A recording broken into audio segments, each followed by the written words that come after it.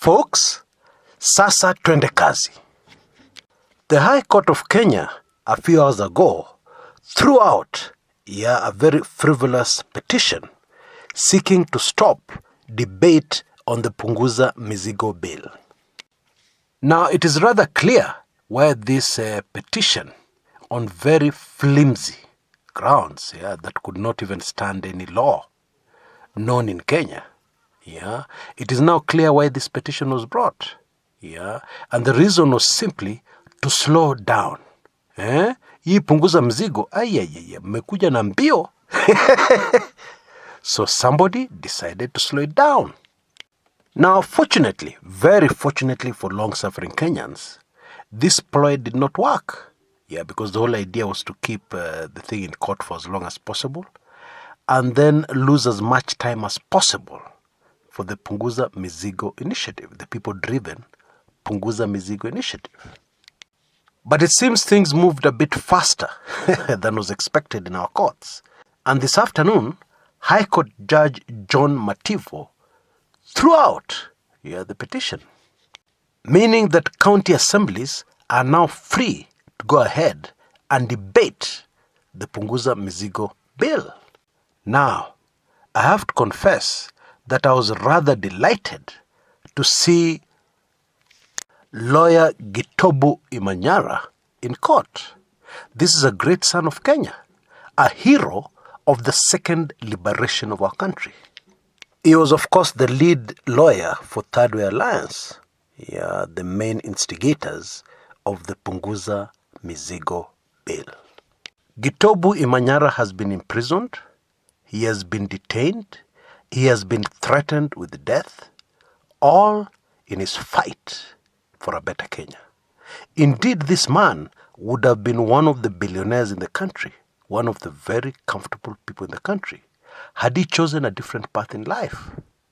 But this very patriotic Kenyan has chosen the path, the very narrow path, of a better Kenya and fighting for it to the end. And as usual, what have Kenyans rewarded him with? They can't even elect him to parliament. That is our country. Fortunately, whatever happens going forward, the legacy of Gideon Imahara is there. Nobody can snatch it away from him. Somebody was asking on this channel today where they can get good politicians, good Kenyan politicians, where they can recommend a few. Well, here's one. And notice that good politicians in Kenya,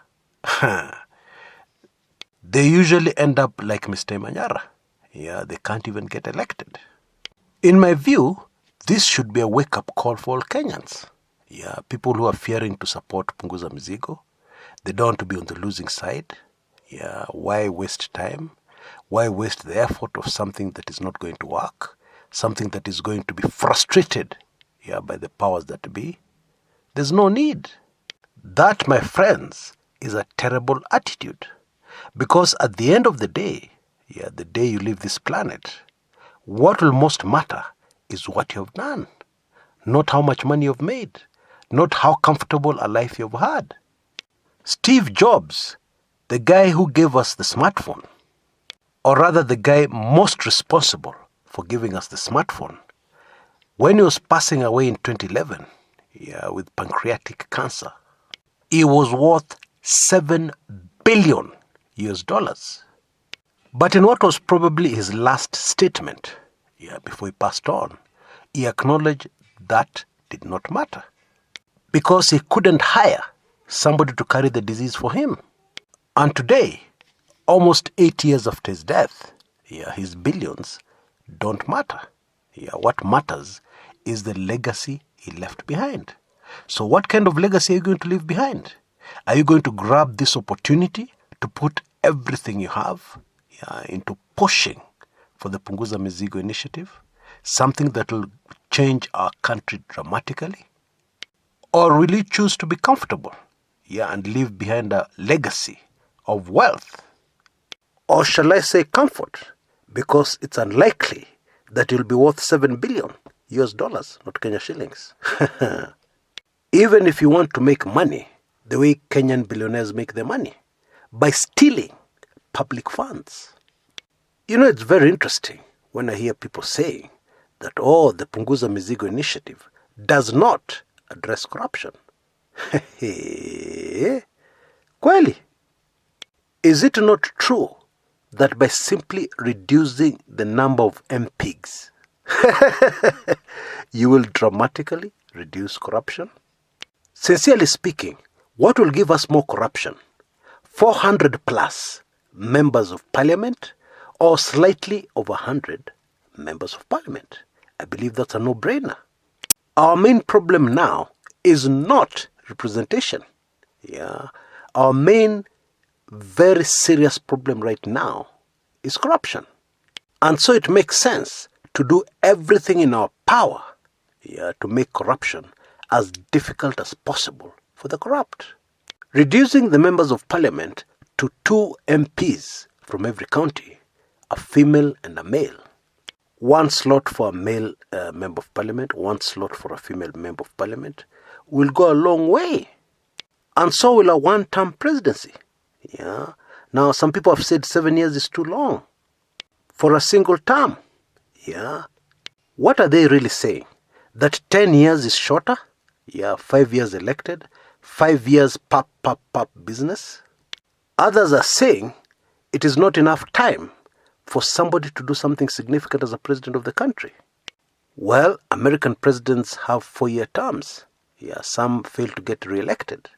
And even a 2-term president has 8 years, just 1 year short of 7 years.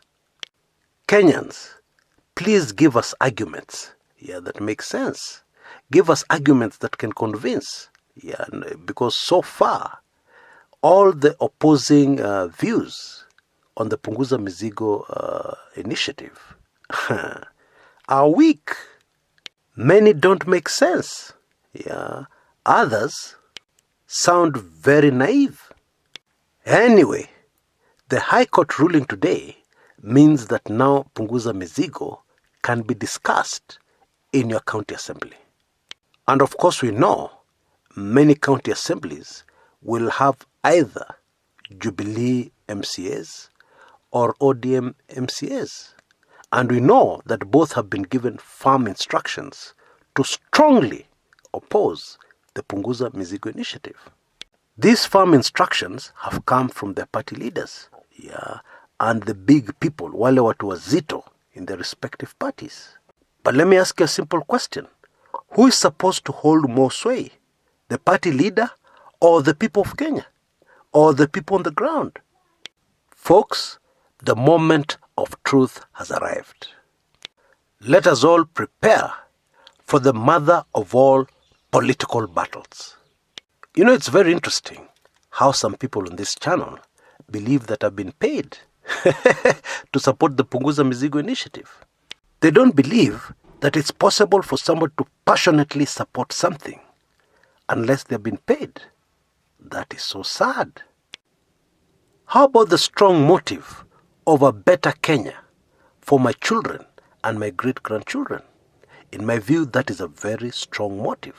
A stronger motive than any amount of money anybody may want or may be tempted to pay me. Bloggers in our country who operate on who will pay the money are well known.